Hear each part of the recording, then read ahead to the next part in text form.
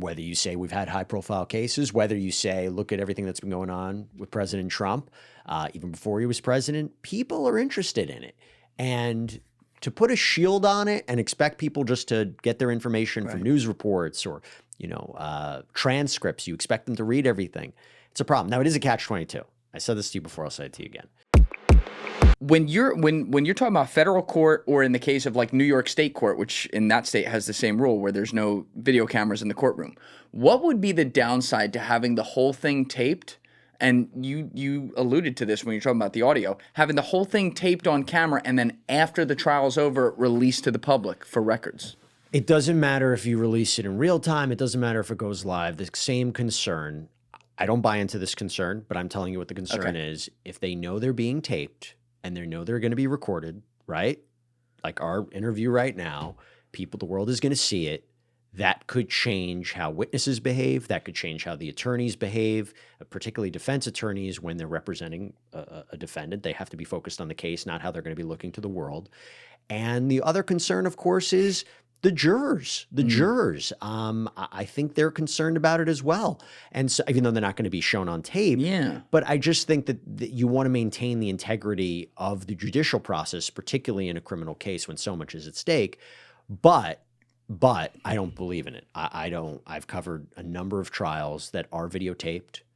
You see great lawyering on both sides. I don't think the cameras in the courtroom have affected the decision of any jury, in my opinion.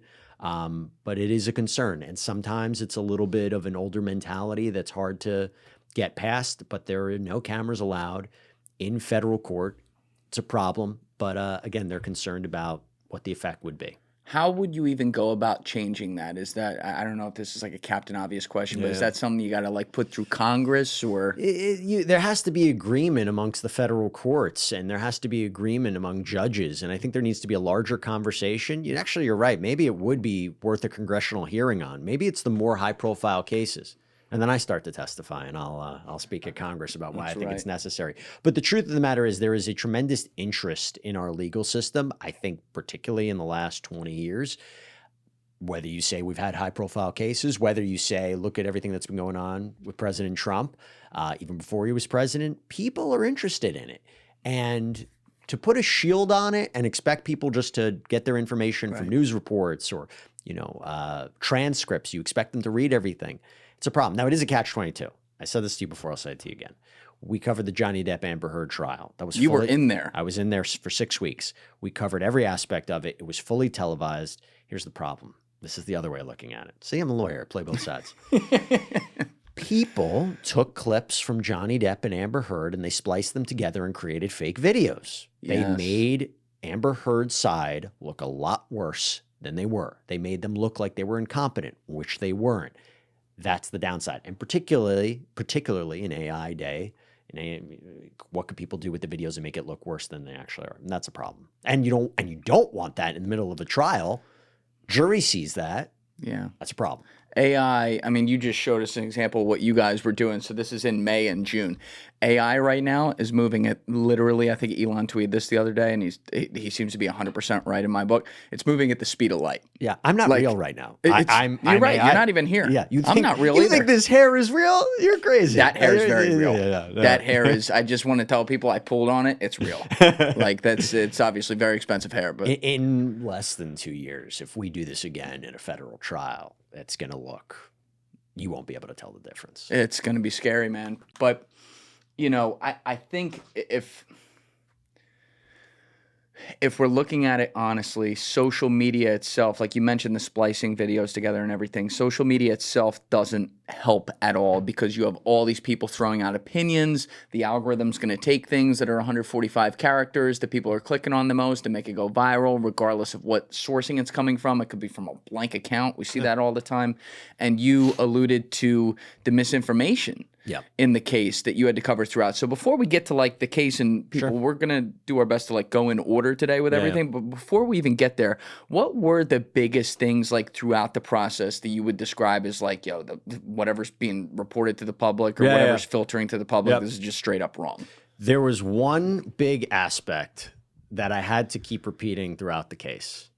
This wasn't going to be, oh my gosh, every celebrity is going to testify.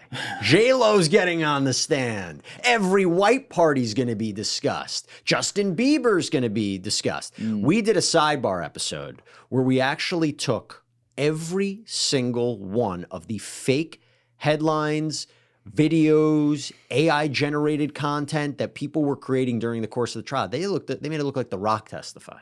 They made it look like Tom Cruise testified. They made it look like Ben Affleck testified. People were putting that stuff out there. So the biggest misconception I think people had, that was the extreme, but the biggest misconception was Diddy's federal trial is going to expose every single allegation he has ever faced. He's facing over 66 lawsuits. It wasn't about that. It was a very, very specific prosecution. It was about two main victims. It was about trafficking, alleged trafficking of those two victims, and it was about a criminal enterprise, racketeering. It wasn't about what he was engaged in a period of 30 years. It was much more specific and isolated, and I think people had a misconception about what the case was going to be. And by the way, I think that's one of the reasons it got a lot of popularity. People were looking at it like Epstein. Oh, the list is going to be revealed. Hey, he's going to name the list that doesn't exist? The list that doesn't exist. You never saw that. Didn't you know? It's not real. But I think people thought that it was going to be a reckoning for everybody. And it's the same thing with Epstein in the sense people might have partied with Diddy. It doesn't mean that they were involved in whatever. That's right. And doesn't mean they didn't see certain things. That's right. They didn't know, but I think there was a misconception about what the trial was going to be like, and it just wasn't like that. It's one of those things where all you had to do was be associated with it, and people are always going to be like, "Were you?" Well, yeah, he was toxic. He was toxic. You know what I mean? Like, because now it's like, did you know? But I used the example before. I'm like, if you just look at math, I'm making up numbers right here, but if Diddy throws 50 parties a year, right? Maybe all of them at 1 a.m. when most people have left, the freaky stuff does happen every time. And maybe some people sometimes are always the celebrities staying. But maybe only 5 of them are where they're actually doing it the whole time. So if you're celebrity X and you show up to 5 of these parties or something and it's not the 5 where they were doing that, and you roll in at 9, you check out at 11:30, but there's pictures of you at the party, people are going to be like, what were you doing? And you may legitimately have no idea. You might have thought, all right, Diddy's a little weird, but you're like, it's Diddy. You know what's crazy? Not once from my recollection of this trial was it ever like there was a big party and there was a celebrity here and one of the victims and sex workers. There was never that. It was Diddy, the alleged victim, and sex workers or male performers. That was it. That was it. There was one episode that was very important. There was one episode from one of the witnesses, Dawn Richard, former Danity Kane band member. Okay. She testified that she observed Sean Combs punch Cassie Ventura, who was the main victim in this case, in front of Usher and Neo and Jimmy Iovine. Now, why is that important? It's important for, it establishes corroboration that she was physically abused, which is an element of trafficking. But also, what I always said, and I was wondering if the jury was going to come to this conclusion, if they believe that he could do that in front of high-powered people and nobody stepped in and nobody did anything, then that shows you Cassie could never have really left. It's that power dynamic. Yes. It's the idea of, what did you really expect her to do? He beats her up in front of these people. You expect her to run away? You expect her to fight back? I thought that was something that maybe should have been explored by the prosecution a little bit more. I don't think that they did it. I don't think they articulated it maybe in a way that they needed to. I also don't know if that would have affected the verdict. But for me, when you talk about celebrities, that was, sure, celebrities' names came up here and there, but it was never that celebrities were somehow allegedly involved in this. Yeah. Thank you guys for checking out this clip. If you haven't already subscribed, please subscribe and hit the like button on this video. It is a huge, huge help. And if you'd like to check out this clip's full podcast episode, that link is in the description below or right here. And finally, you can follow me on Instagram and X by using the links in my description below.